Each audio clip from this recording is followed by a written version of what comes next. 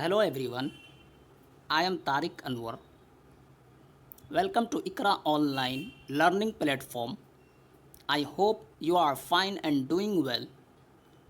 Today I am going to discuss about fundamental rights. आप सभी का इकरा ऑनलाइन लर्निंग प्लेटफॉर्म में मोस्ट वेलकम है। आज के सेशन का टॉपिक फंडामेंटल राइट्स है, जिसे हिंदी में मौलिक अधिकार कहा जाता है, उर्दू में बुनियादी हुकूक कहा जाता है। इस वीडियो में फंडामेंटल राइट्स को डिस्कस करेंगे। फॉर एग्ज़ाम्पल कि मौलिक अधिकार के कॉन्सेप्ट को हमने कहाँ से लिया, बुनियादी हुकूक कितने हैं, वो क्या क्या हैं। इसके अलावा अदर इम्पॉर्टेंट फैक्ट्स को भी डिस्कस करेंगे। So let's get started today's topic, that is fundamental rights.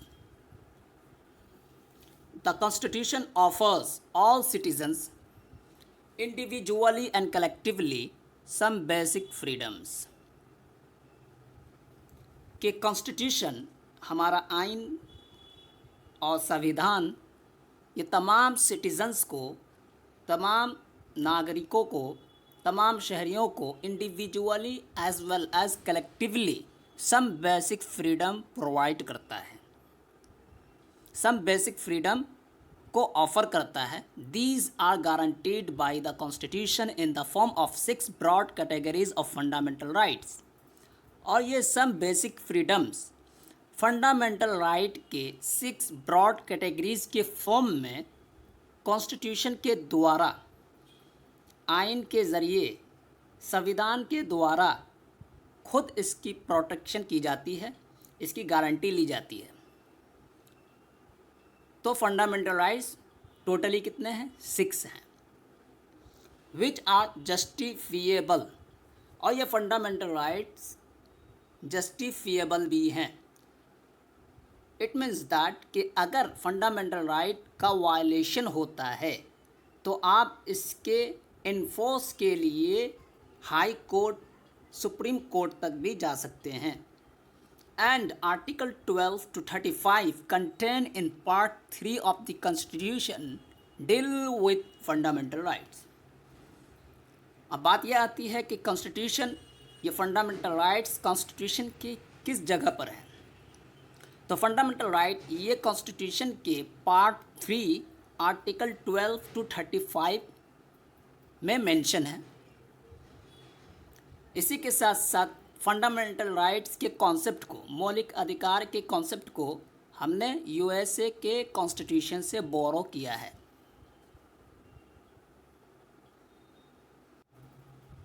Now let's see the fundamental rights in sequence. The first, right to equality, article 14 to 18। पहला फंडामेंटल राइट है right to equality, बराबरी का, समानता का अधिकार, बराबरी का हुकूक, जो कि आर्टिकल 14 से 18 के बीच आता है। आर्टिकल 14 इक्वालिटी बिफोर लॉ और the equal protection of the law. Article 14 ये इक्वालिटी की बात करता है, समानता की बात करता है कि लॉ के सामने सब इक्वल है, लॉ सबको इक्वली प्रोटेक्ट करता है। Second article, article 15, prohibition of discrimination on grounds of religion, race, caste, sex और प्लेस ऑफ बर्थ। आर्टिकल 15 कहता है कि place of birth, sex, caste, race, religion के नाम पर डिस्क्रिमिनेशन नहीं किया जाएगा। डिस्क्रिमिनेशन को on the ground of religion, race, caste, sex और प्लेस ऑफ बर्थ की बुनियाद पर आर्टिकल 15 डिस्क्रिमिनेशन को प्रोहिबिट करता है। And article 16, equality of opportunity in matters of public employment. Article 16 कहता है कि पब्लिक एम्प्लॉयमेंट के मैटर्स में अपॉर्चुनिटी ऑल सिटीजन्स को इक्वली दिए जाएंगे। कि अपॉर्चुनिटी में समानता, बराबरी, पब्लिक एम्प्लॉयमेंट, सरकारी पेशा में, काम में अपॉर्चुनिटी सबके लिए बराबर होगा। And article 17 abolition of untouchability, छुआछूत जो कि पहले से चला आ रहा था, अब इस अनटचेबिलिटी को आर्टिकल 17 एबॉलिश करता है, अनटचेबिलिटी को ख़त्म कर दिया गया। And article 18 abolition of titles, titles का एबॉलिश। यहाँ पर कुछ एक्सेप्शन है, एक्सेप्शन के अलावा जितने भी टाइटल्स हैं उन सबको एबॉलिश कर दिया गया है।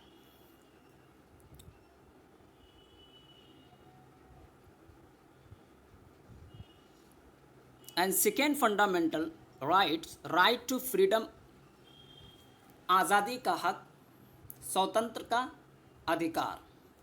Article 19 to 21, right to freedom या आर्टिकल 19 से 21 में मेंशन है। आर्टिकल 19 कहता है freedom of speech and expression. Article 90 में स्पीच एंड एक्सप्रेशन की आज़ादी की बात कही गई है। फ्रीडम टू असेंबल पीसफुल्ली, कि किसी भी जगह इकट्ठा होना, असेंबल होना पीसफुल्ली, इसकी आज़ादी यहाँ के नागरिकों को, शहरियों को दिया गया है। एसोसिएशन और यूनियन, अपना एसोसिएशन बना सकते हैं, यूनियन का पार्ट बन सकते हैं। मूवमेंट, कंट्री के with in the territories of India कहीं पर भी मूवमेंट कर सकते हैं, मूवमेंट की आज़ादी है।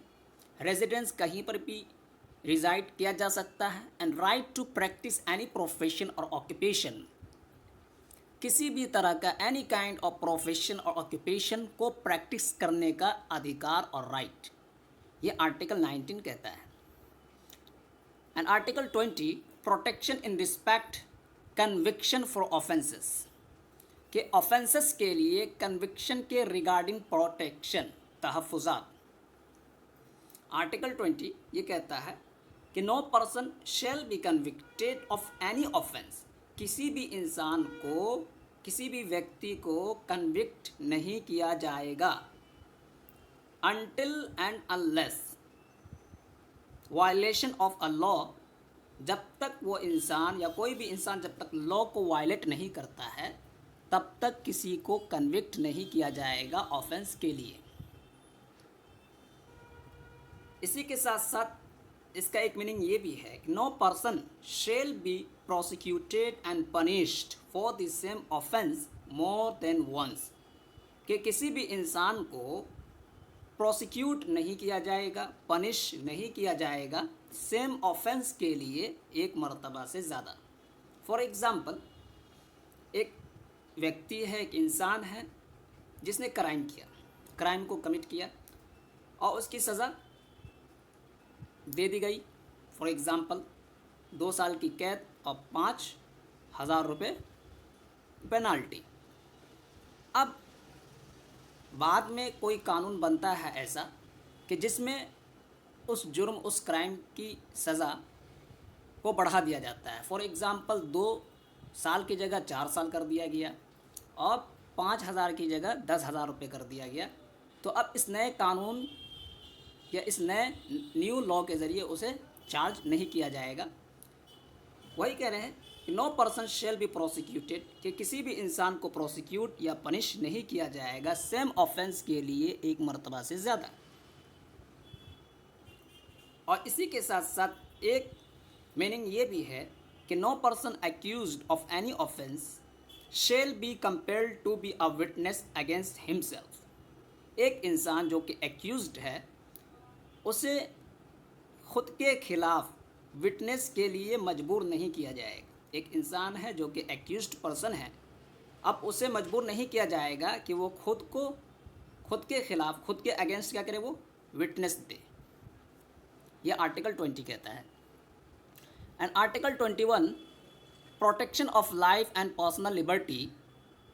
आर्टिकल 21 में है पर्सनल लिबर्टी और लाइफ का प्रोटेक्शन, कि लाइफ, ज़िंदगी को बचाना, उसको प्रोटेक्ट करना और पर्सनल लिबर्टी को प्रोटेक्ट करना, ये फंडामेंटल राइट्स है। And article 21A right to education, that is article 21A states that the state shall provide free and compulsory education to all children of the age of 6 to 14 years। Article 21A ये right to education की बात करता है, education का right, education का अधिकार।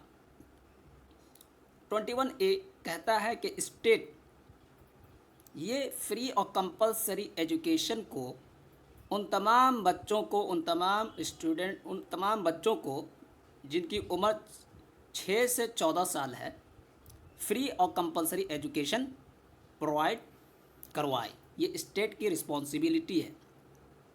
And article 22, no person will be detained, no person will be detained, किसी इंसान को बिला वजह डिटेन नहीं किया जाएगा। ये भी क्या है? फंडामेंटल राइट्स है।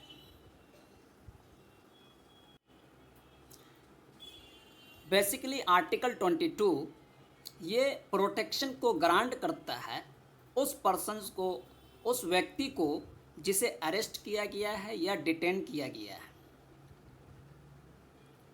और ये आर्टिकल 22 अपना काम शुरू करता है। Article 22 comes into play after arrest और डिटेंशन, नॉट बिफोर दैट। जब किसी व्यक्ति को, जब किसी बंदे को डिटेन कर लिया जाए या अरेस्ट कर लिया जाए, तो डिटेंशन और अरेस्ट करने के बाद आर्टिकल 22 को फॉलो किया जाता है। Here there are 2 types of detention. Detention के 2 टाइप्स हैं, namely punitive and preventive। Punitive detention is to punish a person for an offense committed by him after trial and conviction in a court। Punitive detention का meaning ये है कि एक इंसान को punish करना जिसने ऑफेंस को कमिट किया है, कब? After trial and conviction in a court, कि कोर्ट में कन्विक्शन के बाद और ट्रायल के बाद वो व्यक्ति जिसने ऑफेंस को कमिट किया है उसे पनिश करने के लिए डिटेन कर लेना, ये हुआ punitive detention. And second type of detention is preventive detention. इसका मतलब है कि detention of a person without trial and conviction by a court, कि किसी भी व्यक्ति को, किसी भी बंदे को क्या कर लेना? डिटेन कर लेना बगैर ट्रायल के और कन्विक्शन के, बाय अ कोर्ट, कि कोर्ट के द्वारा कन्विक्शन और ट्रायल के बिना किसी बंदे को डिटेन कर लेना। और इसका मकसद क्या होता है? बगैर ट्रायल के किसी बंदे को डिटेन कर लेना, इसका पर्पज़ है is not to punish a person for a past offence. इसका मकसद किसी इंसान को पास्ट ऑफेंस के लिए पनिश करना नहीं है, बल्कि but to prevent him from committing an offense in the near future। बल्कि उस व्यक्ति को डिटेन इसलिए किया जाता है ताकि वो नियर फ्यूचर में किसी भी तरह के ऑफेंस को कमिट ना कर पाए।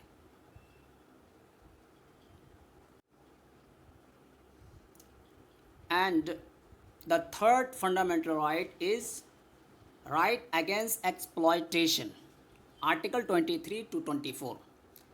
राइट अगेंस्ट एक्सप्लॉयटेशन, जो कि एक्सप्लॉयटेशन के अगेंस्ट अधिकार और राइट, ये आर्टिकल 23 to 24 में आता है। आर्टिकल 23 कहता है prohibition of all forms of forced labour and trafficking in human being,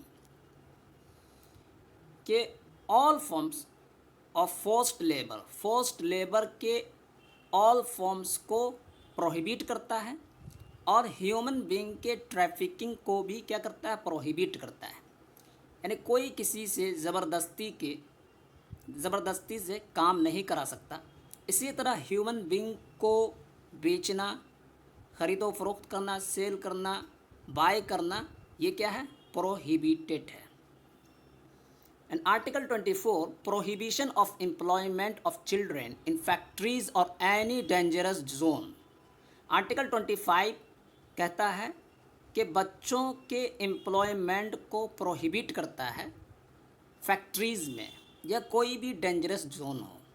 कोई भी डेंजरस जोन या फैक्ट्रीज़ में जो बच्चों से काम कराया जाता है, उन्हें एम्प्लॉयमेंट दिया जाता है, इसे क्या करता है आर्टिकल 24 प्रोहिबिट करता है, रोकता है।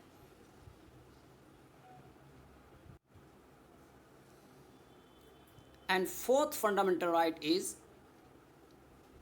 Right to freedom of religion, article 25 to 28। चौथा फंडामेंटल राइट है right to freedom of religion, के मज़हब के आज़ादी का हक, धर्म के स्वतंत्र का अधिकार, जो कि आर्टिकल 25 से 28 में आता है। Article 25 states that freedom of conscience and free profession, practice and propagation of religion.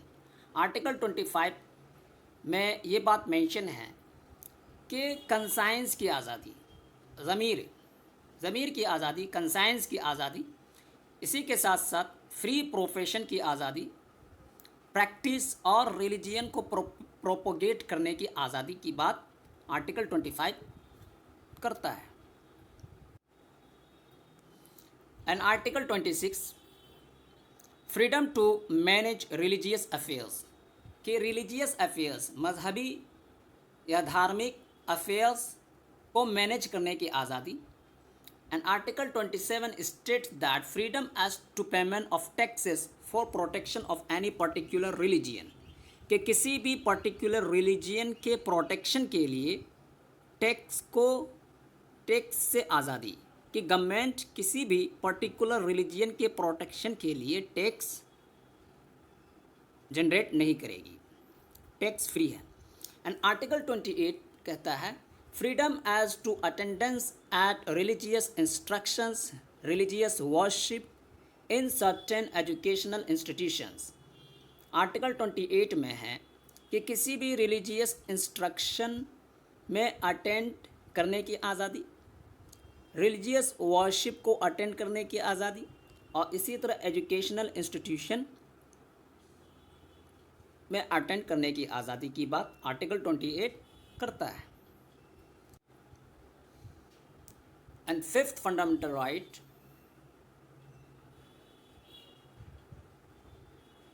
Cultural and educational right, article 29 to 30। पांचवा फंडामेंटल राइट्स है कल्चरल एंड एजुकेशनल राइट, जो कि आर्टिकल 29 से 30 के बीच आता है। Article 29 states that right of any section of citizens to conserve their culture, language और स्क्रिप्ट। आर्टिकल 29 में ये बात मेंशन है कि सिटीजन्स के किसी भी सेक्शन को ये राइट है कि वो अपने कल्चर, लैंग्वेज और स्क्रिप्ट को कंजर्व करे। कल्चर, लैंग्वेज और स्क्रिप्ट को कंजर्व करने का अधिकार देने की बात आर्टिकल 29 करता है। And article 30 right of minorities to establish and administer educational institution of their choice. Article 30 में ये बात कही गई है कि माइनॉरिटीज़ को ये राइट है कि वो अपने मन के मुताबिक, अपने चॉइस के मुताबिक एजुकेशनल इंस्टीट्यूशन को इस्टेब्लिश करे और उसे एडमिनिस्टर करे। ये राइट माइनॉरिटीज़ को दिए गए हैं।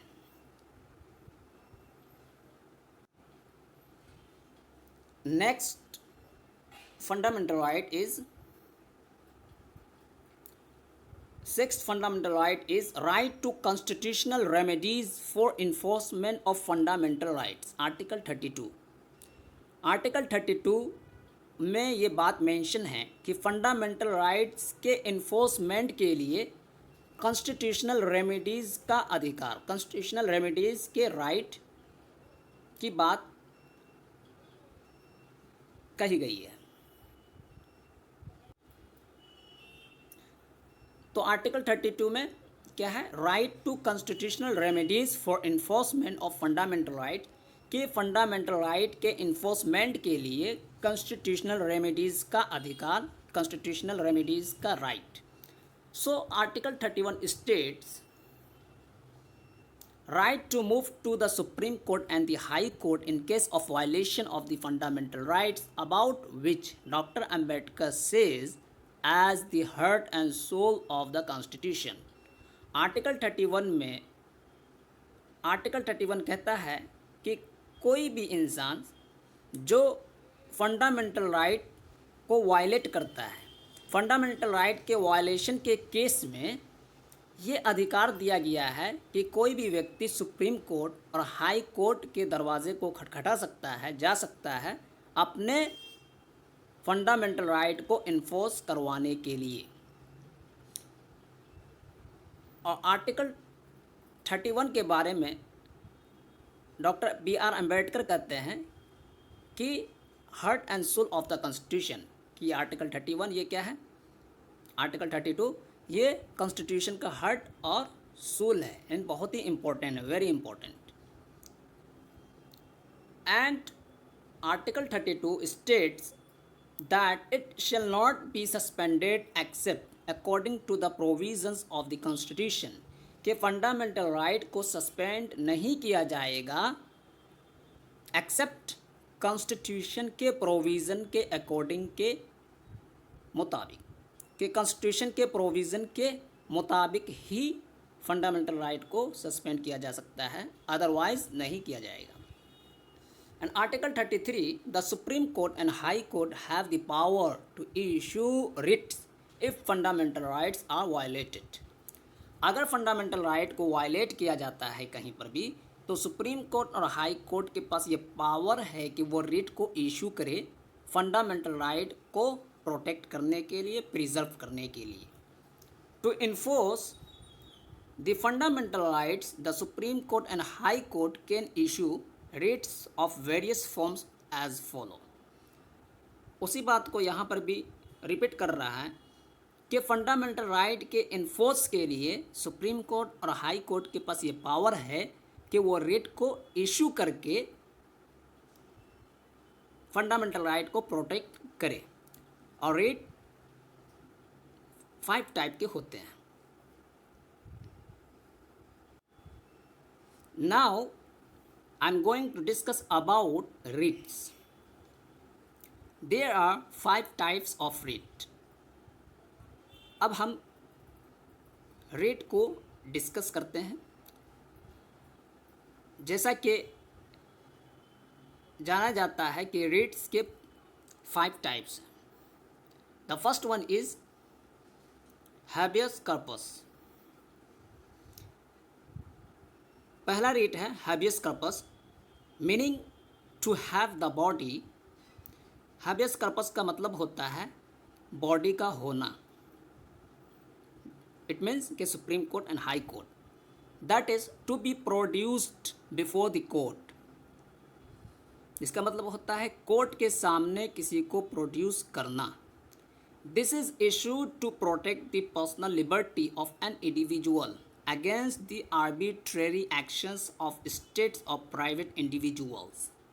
हैबियस कॉर्पस का मतलब है to have the body, in the sense के, और ये हैबियस कॉर्पस को इशू किया जाता है कब, जब किसी भी इंडिविजुअल के पर्सनल लिबर्टी को क्या किया जा रहा है, वायलेट किया जा रहा है, तो उसके प्रोटेक्शन के लिए हैबियस कॉर्पस को लगाया जाता है against the arbitrary action of states और प्राइवेट इंडिविजुअल्स। प्राइवेट इंडिविजुअल्स के अगेंस्ट और स्टेट के आर्बिट्ररी एक्शंस के अगेंस्ट किसी भी इंडिविजुअल के पर्सनल लिबर्टी को प्रोटेक्ट करने के लिए हैबियस कॉर्पस को इशू किया जाता है, जारी किया जाता है। And second writ it's mandamus, meaning we command. We command, इसका मतलब होता है मैंडमस का we command. This is issued against a public authority और an officer and inferior court for enforcing legal rights only। Mandamus का मतलब होता है वी कमांड, और मैंडमस को इशू किया जाता है एक पब्लिक अथॉरिटी के अगेंस्ट या ऑफिसर के अगेंस्ट या इंफेरियर कोर्ट के अगेंस्ट। क्यों? लीगल राइट्स को इन्फोर्स करने के लिए। अगर किसी का लीगल राइट को वायलेट किया जा रहा है तो लीगल राइट को प्रोटेक्ट करने के लिए मैंडेमस को जारी किया जाता है पब्लिक अथॉरिटी के अगेंस्ट या किसी ऑफिसर या इंफीरियर कोर्ट के against. And third form is prohibition, meaning to restrain that is forbid. It is issued by higher court to lower court to keep them within the limits. Prohibition का मतलब होता है restrain, रोक लगाना, forbid किसी को किसी काम से रोक देना। अब प्रोहिबिशन को इशू किया जाता है हायर कोर्ट के द्वारा लोअर कोर्ट को, ताकि हायर कोर्ट लोअर कोर्ट को अपने लिमिट के अंदर रख सके। अगर लोअर कोर्ट कोई ऐसा काम करता है जो उसके ज्यूरिसडिक्शन में नहीं आता है तो हायर कोर्ट उस काम को रिस्ट्रेन कर सकता है, रोक सकता है। Mandamus can be issued against judicial as well as administrative authorities. जो मैंडेमस रिट्स है इसे इशू किया जा सकता है judicial as well as administrative authorities के against. And fourth form is certiorari, meaning to be informed, to be certified, inform करना या सर्टिफाई किया जाना। This is issued by high court to lower court to transfer a case pending in lower court to higher court और to quash the other of lower court. Certiorari का meaning है to be inform, to be certified. Certiorari को issue किया जाता है high court के द्वारा lower court को, ताकि वो केस जो कि लोअर कोर्ट में पेंडिंग में है उसे ट्रांसफ़र किया जा सके या लोअर कोर्ट के किसी भी ऑर्डर को क्वेश करने के लिए, खारिज करने के लिए। कि हायर कोर्ट सर्टियरी को इशू करता है जब कोई भी केस लोअर कोर्ट में पेंडिंग में पड़ा हुआ है उसे ट्रांसफ़र करने के लिए, या कोई भी ऐसा ऑर्डर जिसे लोअर कोर्ट के द्वारा इशू किया गया है उसे खारिज करने के लिए।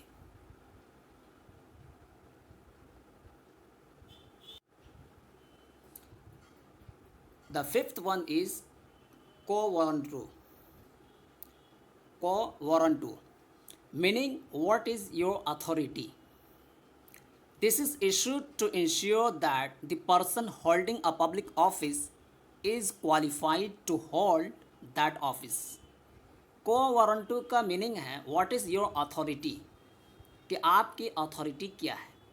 को वारंटू को इशू किया जाता है ये इंश्योर कराने के लिए कि एक पर्सन जो कि पब्लिक ऑफिस को होल्ड किए हुए है आया वो क्वालिफाइड है भी या नहीं। एक व्यक्ति जो कि पब्लिक ऑफिस में बैठा हुआ है, अब उसे मालूम करना है कि ये व्यक्ति क्वालिफाइड है या नहीं, या बगैर डिग्री के बैठा हुआ है, तो ये इंक्वायरी करने के लिए पूछा जा सकता है कि आपकी अथॉरिटी क्या है। And this concept of issuing rates borrowed from UK. ये जो हमने अभी रेट्स को डिस्कस किया, इस कॉन्सेप्ट को यूके के कॉन्स्टिट्यूशन से बोरो किया गया है। And article 33 it empowers the parliament to restrict the fundamental rights to armed forces. Article 33 कहता है ये पार्लियामेंट को एम्पावर्स करता है, पार्लियामेंट को ये पावर देता है कि वो फंडामेंटल राइट को रिस्ट्रिक्ट करे आर्म्ड फोर्सेस के लिए। आर्म्ड फोर्सेस के लिए फंडामेंटल राइट को कम कर देना या इसको रिस्ट्रिक्ट कर देना, ये पार्लियामेंट के पास पावर है। और इसका मकसद क्या होता है? The objective of this provision is to ensure the proper discharge their duties and the maintenance of discipline among them. और आर्म्ड फोर्सेस के लिए फंडामेंटल राइट को रिस्ट्रिक्ट कर देने का ऑब्जेक्टिव ये है, ये इंश्योर कराना कि उन्हें उनके ड्यूटी को प्रॉपरली डिस्चार्ज किया जा सके और उनके दरमियान डिसिप्लिन को मेंटेनेंस में लाया जाए ताकि वो अपने ड्यूटीज़ को प्रॉपरली कर सके। ये इंश्योर कराने के लिए आर्म्ड फोर्सेस से फंडामेंटल राइट को रिस्ट्रिक्ट कर दिया जाता है। And article 34 it provides for the restrictions on fundamental rights while the martial law is in force in any area within the territories of India। Article 34 में ये बात mention है, ये रिस्ट्रिक्शन को प्रोवाइड करता है फंडामेंटल राइट्स पर, जबकि किसी भी एरिया में, टेरिटरीज ऑफ इंडिया के किसी भी एरिया में मार्शल लॉ लागू हो तो फंडामेंटल राइट को रिस्ट्रिक्ट कर दिया जाता है। मार्शल लॉ मिलिट्री रूल, यानी इंडिया के किसी भी पार्ट में मिलिट्री रूल लागू हो जाए तो फंडामेंटल राइट्स को रिस्ट्रिक्ट कर दिया जाता है। And article 35 affecting certain fundamental rights, it gives parliament the exclusive power to make laws relating to article 16 clause 3, article 32 clause 3, article 33, article 34। Further, this article enable Parliament to prescribe punishment to offences। Article 35 में ये बात कही गई है कि certain fundamental rights को effect करना, enforce करना। आर्टिकल 35 पार्लियामेंट को पावर देता है कि वो लॉ बनाए, कानून बनाए, किससे रिगार्डिंग आर्टिकल 16, 32, 33, 34 के रिगार्डिंग पार्लियामेंट को ये पावर दिया गया है कि वो कानून बनाए। फर्दर दिस आर्टिकल इनेबल, इसी के साथ साथ आर्टिकल 35 पार्लियामेंट को पावर देता है कि वो ऑफेंसेस के पनिशमेंट को प्रिस्क्राइब भी करे। सो गाइस, हमने फंडामेंटल राइट्स को ब्रीफ में डिस्कस किया, कवर किया, और ये वेरी इंपॉर्टेंट टॉपिक्स है एग्ज़ाम पॉइंट ऑफ व्यू से। सो वीडियो को लाइक करें, शेयर करें और सब्सक्राइब करें। Thank you very much.